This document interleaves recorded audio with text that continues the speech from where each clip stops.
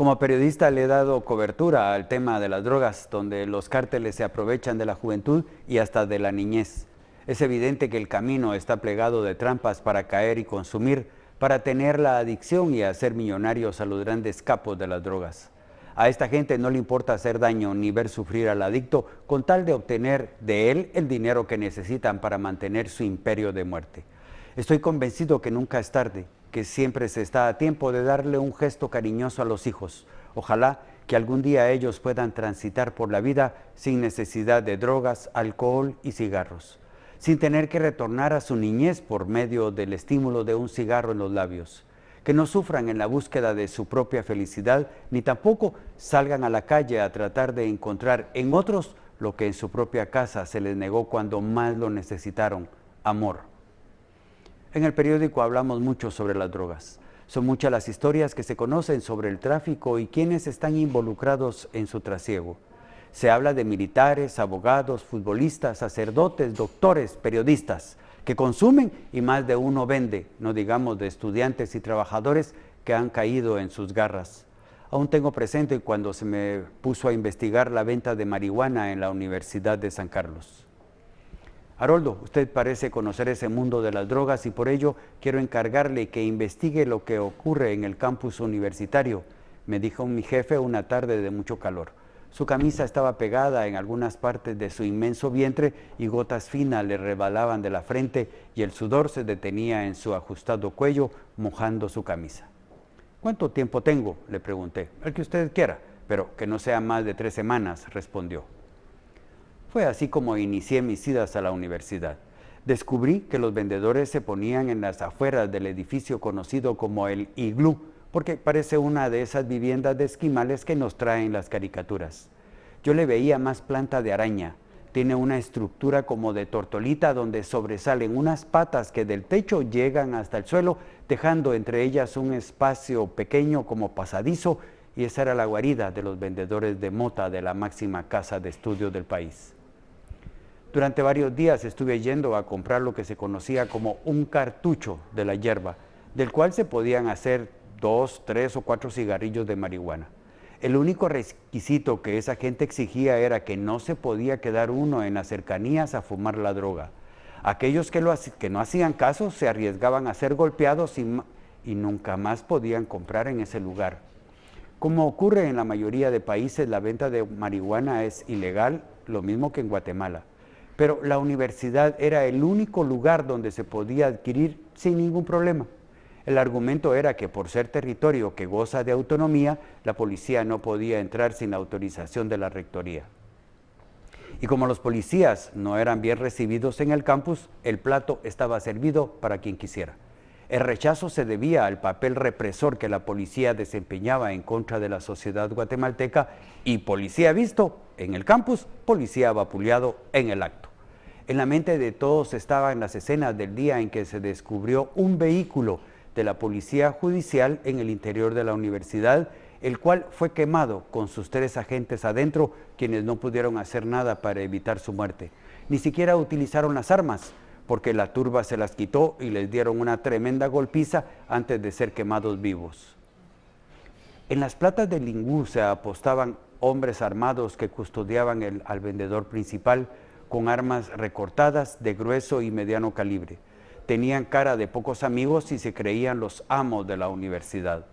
Aunque yo no fumaba marihuana, sabía que si quería ganarme la confianza de uno de ellos, tenía que establecer algún tipo de relación, aunque fuera de saludo inicialmente. A la segunda semana hablé con mi jefe y le pedí otras semanas más. Al principio no quería, pero al final logré convencerlo. Sería una investigación de 1 mes y medio. Tiempo suficiente, pensé ilusionado.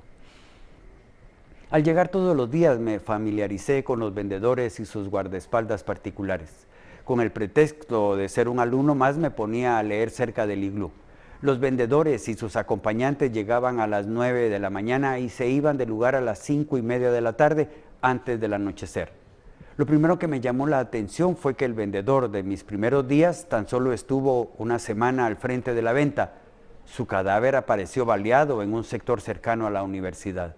Lo descubrí cuando vi sus fotos en la redacción y al día siguiente era otro el encargado de vender la marihuana y pensé que aquello se debía a algún problema entre ellos.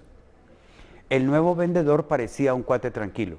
Quería pasar como un tipo malo. Era muy complicado que se pudiera entablar conversación con estos hombres, pero a base de saludos y apretones de manos, de a poco sentí que se abría una hendidura en la zona de seguridad.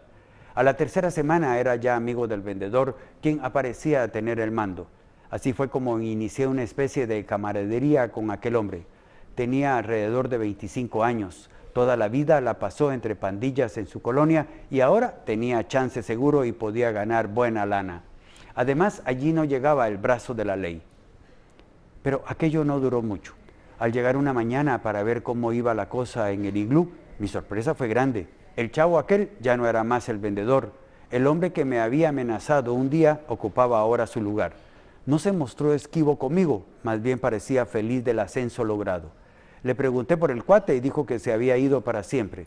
Su respuesta me sorprendió, pero lo comprendí cuando me enseñaron su foto en el periódico. Un balazo en la cabeza lo despeinaba para siempre. De esa manera empecé a descubrir parte de aquel entramado de la universidad. La droga parecía provenir de la policía judicial, uno de los temidos dedos de la represión en el país.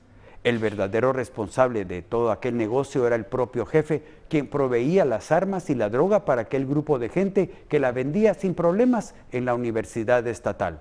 La droga la llevaban en la mañana en carros sin placas que entraban sin problemas a la universidad. La entregaban a los vendedores en las grandes bolsas. Por eso era que esos hombres ajusticiaban a los propios vendedores para no ser reconocidos después.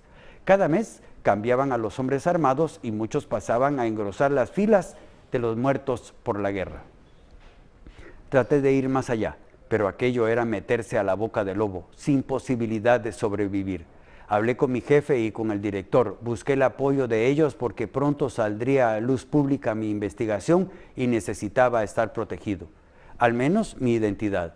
Prometieron que no lo harían y seguí con mi trabajo. Mariano Cruz se llamaba ahora el vendedor y lo convencí de ir con él a su colonia con el cuento de que le tenía un negocio sin riesgo y con mucho dinero de por medio. Vivía en La Verbena, en la zona 7. Su casa estaba cerca del cementerio donde enterraban los cadáveres no identificados. Su mujer era una niña de apenas 17 años y ya tenía un hijo y esperaba otro. Empezamos muy jóvenes, dijo como justificación. Cenamos frijoles parados con crema y huevos revueltos. Hablamos mucho tiempo, hasta la madrugada. Fue una charla sincera. Le conté lo que había descubierto y se quedó callado. No dijo nada sobre el tema. Fue la última vez que vi a Mariano. Al día siguiente, Arir Ariglú, otro vendedor, estaba en su lugar. Cuando intenté hablarle, me miró de mala manera. Me dijo que me esfumara y sacó un revólver con el que me apuntó a la cabeza. Me fui más corriendo que andando, muerto del susto y del miedo. Muchos meses después recibí en la redacción una carta. Llegaba de Sololá, tenía una foto donde estaba Mariano, su mujer y sus 2 niños, al fondo el lago de Atitlán. Atrás tan solo decía, gracias, me salvaste la vida. Terminado el reportaje, busqué la reacción del ministro de Gobernación, quien al oír la denuncia que involucraba a la judicial en la venta de marihuana en la universidad, sonrió maliciosamente y se limitó a decir que ese no era su problema, sino de la USAC, y que ellos no tenían nada que ver. En la rectoría afirmaron que ellos no podían hacer también absolutamente nada por miedo a lo que les pudiera hacer. Así que esos años los adictos eran los más felices de Guatemala. Tenían un lugar donde la venta de la marihuana era totalmente libre.